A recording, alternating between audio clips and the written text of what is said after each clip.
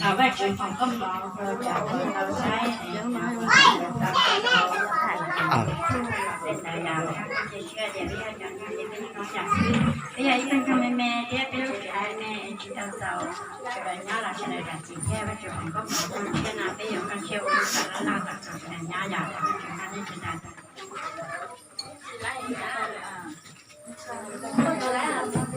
ต่อรู้สึกนะวะได้ปะ